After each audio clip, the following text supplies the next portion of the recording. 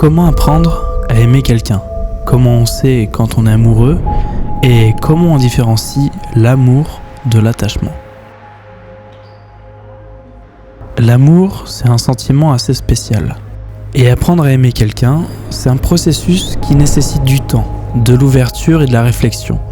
Du coup, dans cette vidéo, on va parler de ça. Et voici quelques étapes qui peuvent vous aider. La première, c'est connaître l'autre. Prenez le temps de découvrir la personne, dans ses forces, ses faiblesses, ses passions et ses valeurs. Plus vous la comprenez, plus vous pourrez développer une affection sincère. La deuxième étape, c'est d'accepter ses différences.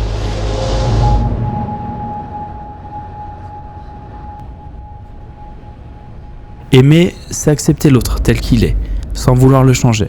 Apprenez à voir ses particularités comme des qualités uniques, plutôt que des défauts à corriger. Ensuite, cultivez l'empathie.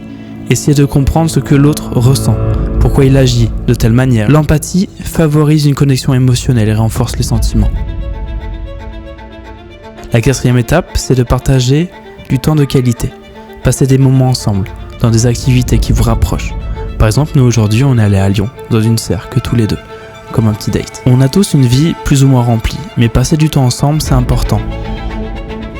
Il n'y a pas de science exacte sur comment passer du temps ensemble. Parfois, on aime être que tous les deux, prendre du temps pour nous, et c'est important.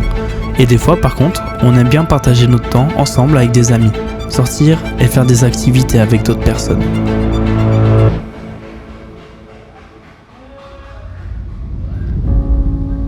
En fait, ça c'est à vous de voir, ça dépend des périodes qu'on traverse dans la vie.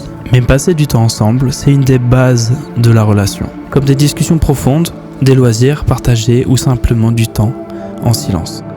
Investissez dans la relation. Aimer quelqu'un, c'est un choix qui demande des efforts constants.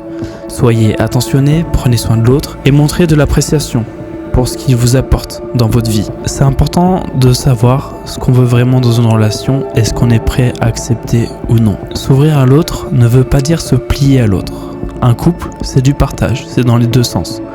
Et ça doit être respecté. Apprenez à écouter l'autre, mais aussi à vous faire entendre. Et les disputes, c'est des choses qui arrivent dans tous les couples. D'ailleurs, vous dites-moi, qu'est-ce que vous n'accepteriez pas dans une relation ?